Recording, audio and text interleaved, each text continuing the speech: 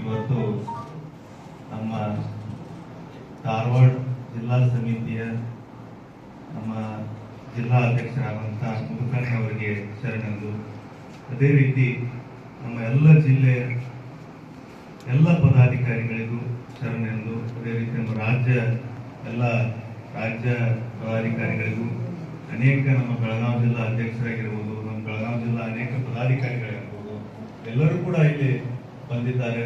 ಅದೇ ರೀತಿಯಾಗಿ ಎಲ್ಲ ನಮ್ಮ ಮಹಿಳಾ ಅಧ್ಯಕ್ಷರಾಗಿರ್ಬೋದು, ಅದೇ ರೀತಿ ಎಲ್ಲ ಮಹಿಳೆ ಪದಾಧಿಕಾರಿಗಳಾಗಿರ್ಬೋದು, ಅನೇಕ ಸಂಘಟನೆಯ ಅಧ್ಯಕ್ಷರಾಗಿರ್ಬೋದು, ಪದಾಧಿಕಾರಿಗಳಾಗಿರ್ಬೋದು, ಎಲ್ಲರೂ ಕೂಡ ಇವತ್ತು ಈ ಒಂದು ಜಿಲ್ಲಾ ಸಮಿತಿ ಒಂದು ನಮ್ಮ ಮುದುಕಣ್ಣವ್ರು ಏನು ಕರೆದಿದ್ದಾರೆ ಅದಕ್ಕೆ ಬಂದಿದ್ದಕ್ಕಾಗಿ ಎಲ್ಲರಿಗೂ ಮೊದಲೇದಾಗಿ ಶರಣಾರ್ಥಿಯನ್ನು ತಿಳಿಸ್ತಾ, ಅದೇ ರೀತಿ ಇಲ್ಲಿ ಸಾಕಷ್ಟು ಹಿರಿಯರಿದ್ದಾರೆ. ಯಾಕಂತಂದ್ರೆ ಅಂತ ಹಿರಿಯರು ಸುಮಾರು 80ರ ದಶಕದಲ್ಲಿ ಇವತ್ತೇನಾದ್ರೂ ರೈತ ಸಂಘದ ಹೋರಾಟ ಏನು ಹುಟ್ಟಿದೆ ಅಂದ್ರೆ ಅದು ಧಾರವಾಡ ಜಿಲ್ಲೆಯಿಂದ ಮಾತ್ರ ಹುಟ್ಟಿದೆ. ಯಾಕಪ್ಪ ಅಂತಂದ್ರೆ ಮೊದಲನೇದಾಗಿ ರೈತರು ಅಂತ ಗುರುತನೆ ಮಾಡಿದ್ದು ಧಾರವಾಡ ಜಿಲ್ಲೆ.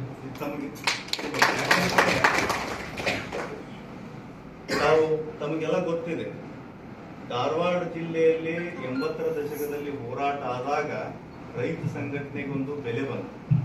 ಆ ಹೋರಾಟವನ್ನ ಇಟ್ಟುಕೊಂಡು ಅನೇಕ ಜಿಲ್ಲಾದ್ಯಂತ, ರಾಜ್ಯಾದ್ಯಂತ, ಬೆಂಗಳೂರಲ್ಲಿ ಎಲ್ಲ ಕಡೆಯಲ್ಲಿ ಸಂಚಲನ ಆವಾಗ ನಮ್ಮ ಧಾರವಾಡ ಜಿಲ್ಲೆ ಕಡೆ ಎಲ್ಲರೂ ಕೂಡ ಮುಖ ಮಾಡಿದರು. ಅಂಥದ್ದೊಂದು 80ರ ದಶಕದಲ್ಲಿ ನಮ್ಮ ಧಾರವಾಡ ಜಿಲ್ಲೆಯಲ್ಲಿ ರೈತ ಸಂಘಟನೆ ಹುಟ್ಟಕ್ಕೆ ಕಾರಣ ಆಯಿತು. ಅದೇ ರೀತಿ ನಮ್ಮ ಅಧ್ಯಕ್ಷರು ಹೇಳಿದಾಗೆ ಈ ಜಿಲ್ಲೆಯಲ್ಲಿ 91ರಲ್ಲಿ ಮೊದಲನೇ ಬಾರಿ ಒಬ್ಬ ರೈತ ನಾಯಕ ಬಾಬಾಗೌಡ ಪಾಟೀಲ್ರು ಬೆಳಗಾವಿ ಮತ್ತು ಧಾರವಾಡದಲ್ಲಿ ನಿಂತಾಗ ಜೋಳಿಗೆ ಹಾಕೊಂಡು ರೈತರು ತಾವೆಲ್ಲರೂ ಪಟ್ಟಿ ಹಾಕಿ ತಾವೇನಿಲ್ಲಿ ಇದಾರ ಅದ್ರ ಭಾಗವಹಿಸಿದಂಥವ್ರು ಅದಾರ. ಇಲ್ಲಿ ತಮ್ಮ ಮನೆಯಿಂದ ರೊಟ್ಟಿ ಕಟ್ಕೊಂಡು ಎಲ್ಲವನ್ನೂ ಮನೆ ಬಿಟ್ಟು ಅವ್ರಿಗಾಗಿ ಸತತ ಪ್ರಯತ್ನ ಮಾಡಿ 2 ಜಿಲ್ಲೆಯಲ್ಲಿ ಆರಿಸ್ತರುವಂತ ಕೆಲಸ ತಮ್ಮ ಭಾಗದಿಂದ ಕೂಡ ಆಗಿದೆ. ತಮಗೆಲ್ಲ ಗೊತ್ತಿದ್ದ ವಿಷಯ. ಅಂತ ಒಂದು ಒಗ್ಗಟ್ಟಿದ್ದಂತ ನಮ್ಮ ರೈತ ಸಂಘಟನೆ ಇವಾಗ ಹೀಗೆ ಯಾಕಾಯ್ತು? ಅದು ನಿಮ್ಮೆಲ್ಲರ ಪ್ರಶ್ನೆ. ಯಾಕಾಯ್ತಪ್ಪ ಅಂತಂದು ತಮಗೂ ಎಲ್ಲ ಗೊತ್ತೈತಿ. ನಮ್ಮಲ್ಲಿ ಕೊರತೆಗಳಿದಾವ. ಏನಪ್ಪ ಅಂದ್ರೆ ಯಾರನ್ನೂ ಕೂಡ ನಾವು ಬೆಳೆಯೋದನ್ನು ನೋಡಕ್ಕೂ ಸಹಿಸಿಕೊಳ್ಳುವಂತ ಪರಿಸ್ಥಿತಿ ಇವತ್ತು ನಮ್ಮಿಂದಾಗಿದೆ. ಯಾಕೆ ಹಿಂಗಾಗಿದೆಪ್ಪ ಅಂತಂದ್ರೆ ನಮ್ಮ ರೈತರಲ್ಲಿ ಒಗ್ಗಟ್ಟಿಲ್ಲ. ಅದಕ್ಕೆ ಕಾರಣ ಕೂಡ ಇವತ್ತು ನಮ್ಮನ್ನ ಏನು ಆಳಾಕತ್ತಾರ ರಾಜಕಾರಣಿಗಳು. ಅವ್ರು ಯಾವಾಗ ನಮ್ಮ ಗ್ರಾಮಗಳಲ್ಲಿ ಬಂದು ನಮ್ಮನ್ನು ಏನು ಒಡೆದ್ರಲ್ಲ, ಅನೇಕ ಪಕ್ಷಗಳಿಂದ ನಮ್ಮನ್ನು ಚಿತ್ರ ಮಾಡಿದ್ರು. ಅದಕ್ಕಾಗಿ ತಾವು ರಾಜಕೀಯ ಮಾಡಬೇಡ್ರಂತಲ್ಲ ನನ್ನ ಉದ್ದೇಶ. ರಾಜಕೀಯ ಮಾಡ್ರಿ. ಸಂಘಟನೆ ರೈತರು ಅಂತ ಬಂದಾಗ ಎಲ್ಲ ಸಂಘಟನೆ ಎಲ್ಲರೂ ಕೂಡ ಇವತ್ತು ನಾವು ಒಂದಾಗಬೇಕು. ರೈತರ ಬಗ್ಗೆ ಸಮಸ್ಯೆಗಳು ಅನೇಕ ಇದಾವು. ತಮ್ಮಲ್ಲಿ ನನ್ನೊಂದು ವಿನಂತಿ ಏನಪ್ಪಾ ಅಂತಂದ್ರೆ, ನಾವು ಏನು ನಮ್ಮ ಅಜ್ಜ ಅಪ್ಪ ತಂದೆ ತಾಯಿ ನಮ್ಮ ಏನು ಹಿರಿಯರು ಮಾಡಿದಂತ ರೀತಿಯಲ್ಲಿ ನಾವು ಸಂಘಟನೆ ಆ ರೈತರು ಏನ್ ಮಾಡ್ಕೊಂತ ರೈತಕಿ ಮಾಡಾಕತ್ತೇವಿ, ಇದನ್ನ ನಾವು ಸ್ವಲ್ಪ ಬಿಡ್ಬೇಕು. ಯಾಕಪ್ಪ ಅಂತಂದ್ರೆ ಕಚ್ಚಾ ವಸ್ತುಗಳು ಯಾವತ್ತಿದ್ರು ಹೇಳ್ತಾನೆ ನಿಮಗೆ ಕೃಷಿ ಲಾಭದಾಯಕ ಅಲ್ಲ. ಇದಕ್ಕೆ ತಾವು ತಿಳ್ಕೋಬೇಕು. ಯಾಕೆ ನಾ ಈ ಮಾತು ಹೇಳಾಕತ್ತಂದ್ರೆ ತಾವೆಲ್ಲ ಅರ್ಥ ಮಾಡ್ಕೊಡ್ರಿ. 33 ರೂಪಾಯಿ ಪರ್ ಕೆಜಿ ಇವತ್ತು ರಾಗಿ ಮಾರ್ತಾರೆ. ಅದನ್ನ ನೀವು ಅಂತ ಮಾಡ್ರಿ. ಪಾಕೆಟ್ನಾಗ ಹಿಟ್ಟು ಹಾಕ್ತಾರೆ. ಅದ್ರಾಗ ಏನು ಹೊಸದೇನು ಮಾಡಲ್ಲ. ಅವ್ರು ಜಸ್ಟ್ ಏನ್ ಮಾಡ್ತಾರ, ಗಿರ್ನಿ ಬೀಸ್ತಾರ, ಅದ್ರಾಗ ಒಂದ್ ಸ್ವಲ್ಪ ನ್ಯೂಟ್ರಿಯೆಂಟ್ ಹಾಕ್ತಾರ, ಪ್ಯಾಕೆಟ್ ಮಾಡಿದ್ರೆ 300 ರೂಪಾಯಿ 1 ಕೆಜಿ. ಅರ್ಥ ಮಾಡ್ಕೊಳ್ರಿ ನೀವು. ನಾ ಹೇಳೋದು ಇಷ್ಟ ನಿಮಗೆ. ರೈತರು ಕೂಡ ಇಲ್ಲಿ ನಮ್ಮಲ್ಲಿ ಅನೇಕ ರೈತರು ಬಂದಿದ್ದಾರೆ.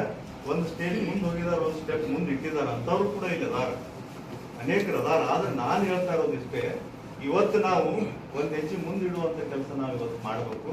ಮೌಲ್ಯವರ್ಧನೆಯನ್ನ ಮಾಡೋದನ್ನ ನಾವು ಕಲಿಬೇಕು. ಏನಪ್ಪಾ ಮೌಲ್ಯವರ್ಧನೆ ಅಂತಂದ್ರೆ ನಮಗೆಲ್ಲ ಗೊತ್ತಿದೆ. ಕಚ್ಚಾ ವಸ್ತುಗಳನ್ನ ಕೊಡೋದನ್ನ ಬಿಟ್ಟು ನಾವು ಗುಂಪುಗಾರಿಕೆ ರೈತಕಿಯನ್ನ ಮಾಡೋದ್ರಿಂದ ನಮ್ಮ ಪದಾರ್ಥಗಳನ್ನ ನಾವೇ ಏನಾದ್ರೂ ಒಂದು ಸಣ್ಣ ಉದ್ಯಮಗಳನ್ನಾಗಿ ಮಾಡಿಕೊಂಡು ಕಬ್ಬುಗಳನ್ನ ಬೆಲ್ಲ ತಯಾರಿಕೆ ಆಗಿರ್ಬೋದು, ಕಾಳು ಕಡಿಗಳನ್ನ ನಾವೇ ತಂದು ನಾವೇ ಅವನ್ನ ಏನ್ ಪ್ರೊಸೆಸಿಂಗ್ ಯೂನಿಟ್ಗಳನ್ನ ಹಾಕೊಂಡು ಈಗ ನಾವು ಕಂಪನಿಗಳಿಗೆ ನಾವೇ ಈಗೇನು ಮಾಲ್ಗಳಿಗೆ ಕೊಡುವಂತ ವ್ಯವಸ್ಥೆ ಹಂಗ ಮಾಡಿದಾಗ ಮಾತ್ರ ನಾವು ಇವತ್ತು ರೈತರು ಬದುಕಕ್ಕಾಗ್ತದೆ. ನಾವು ಕಚ್ಚಾ ವಸ್ತುಗಳನ್ನು ಕೊಟ್ಕೊಂತಾನೆ ಹೊಂಟ್ರಿ ಅಂದ್ರೆ ಈಗ ಹೇಳ್ತಾ ಇದ್ದಾರೆ 3,000 ಕೊಡ್ತಾ ಇರುವಂತ ಕಬ್ಬಿನ ಬೆಲೆಗೆ 300 ರೂಪಾಯಿ ಹೆಚ್ಚು ಮಾಡಾಕೆ 10 ದಿವಸ ಬೆಳ್ತನಕ ರೈತರೆಲ್ಲ ಕೂತ್ರು. ಎಷ್ಟು ಮಾಡಾಕ್ರೆ 300 ರೂಪಾಯಿ. ನಮ್ಮ ಹೋರಾಟದ ಉದ್ದೇಶ ಏನಿತ್ತು 500 ಇತ್ತು. 500 ರೂಪಾಯಿ ಬೇಡಿಕೆಯನ್ನು ಇಟ್ಟಿದ್ದು ನಾವು 300 ರೂಪಾಯಿ ಕೊಡಕ್ಕೆ 10 ದಿವಸ ಬೆಳತನಕ ರೈತರು ಎಲ್ಲರೂ ಕೂತರು. ಆ ರೈತರ ಕೂಡ್ರಿಗೂ ಕಾರಣ ಏನಪ್ಪಾ ಅಂದ್ರೆ ಸತತ ಮಳೆ ಇತ್ತು, ಅದಕ್ಕೆ ಪ್ರಕೃತಿ ಕೂಡ ಸಾಥ್ ಕೊಟ್ಟು, ಹಿಂಗಾಗಿ ಹೋರಾಟಕ್ಕೆ ಜಯ ಅಂತೂ ಸಿಕ್ಕಿಲ್ಲ. ನಮಗೆ ಯಾಕೆ ಸಿಕ್ಕಿಲ್ಲಪ್ಪ ಅಂತಂದ್ರೆ ನಿಮ್ಗೆ ಹೇಳ್ತಾ ಇದ್ದೇನೆ, ಅದರಿಂದ ನೀವು ನಾವು ಹೇಳಿದ್ದಲ್ಲ, ಅನೇಕ ತಜ್ಞರು ಕೂಡ ಅದರ ಬಗ್ಗೆ ಸಾಕಷ್ಟು ಅದರ ಬಗ್ಗೆ ವಿಚಾರಣೆ ಮಾಡಿ ಅದರ ಸಂಪೂರ್ಣವಾಗಿ ಮಾಹಿತಿ ತಗೊಂಡಾಗ ಸುಮಾರು 10 ಪ್ರಕಾರದ ಉತ್ಪನ್ನಗಳನ್ನ ಇವತ್ತು ಕಬ್ಬಿನಿಂದ ಮಾಡ್ತಾರೆ. 14,000 ರೂಪಾಯಿ ಅಧಿಕೃತವಾಗಿ ಮಾಧ್ಯಮಗಳನ್ನ ಪ್ರಕಟ ಮಾಡಿದಾವೆ. 1 ಟನ್ ಕಬ್ಬನ್ನ ನುಡಿಸಿದ್ರೆ ಫ್ಯಾಕ್ಟರಿಗಳಿಗೆ 14,000 ರೂಪಾಯಿ ಉಳಿಯುತ್ತೆ. 14,000 ರೂಪಾಯಿ ಅವ್ರಿಗೆ ಉಳಿದ್ರೆ 3,500 ರೂಪಾಯಿ ರೈತರು ಕೇಳಿದ್ರೆ ಅವ್ರಿಗೆ ಕೊಡಕ್ಕಾಗಲ್ಲ ಅಂತ ಹೇಳ್ತಾ ಇದ್ದಾರೆ. ಅವ್ರು ಯಾರಪ್ಪ ಅಂತಂದ್ರೆ ಇವತ್ತು ತಾವೇನು ಆರಿಸ್ಕೊಂಡ್ಬಂದಿದ್ರಲ್ಲಿ ಶಾಸಕರು, ಸಚಿವರು, ಏನ್ ಇವತ್ತು ಮಾನ್ಯ ಮುಖ್ಯಮಂತ್ರಿಗಳಾದಂತ ಎಲ್ಲ ಅವ್ರಿವ್ರು ಅನ್ನೋದು ಎಲ್ಲ ನಮ್ಮ ರಾಜಕಾರಣಿಗಳ ಫ್ಯಾಕ್ಟರಿಗಳ ಹೊರತಾಗಿ ಯಾರು ಕೂಡ ನಿಮ್ಮಂತವ್ರ ಫ್ಯಾಕ್ಟರಿ ಇಲ್ಲ. ನಾವು ಅರ್ಥ ಮಾಡ್ಕೋಬೇಕು. ತಮ್ಮಿಂದ ಇವತ್ತು ವೋಟ್ ತಗೊಂಡು ತಮ್ಮಿಂದ ಇವತ್ತು ಅಧಿಕಾರದಲ್ಲಿ ಇರುವಂತ ರಾಜಕಾರಣಿಗಳು ತಮಗೆ 500 ರೂಪಾಯಿ ಹೆಚ್ಚು ಕೊಡುವಂತ ಪರಿಸ್ಥಿತಿ ಮನಸ್ಥಿತಿ ಅವ್ರದ್ದು ಇಲ್ಲ ಅಂದ್ರೆ ತಾವೆಲ್ಲ ರೈತ ಬಾಂಧವರು ಯಾವಾಗ ಉದ್ಧಾರ ಆಗಕ್ಕೆ ಸಾಧ್ಯ? ಆ ಉದ್ದೇಶ ಇಟ್ಕೊಂಡು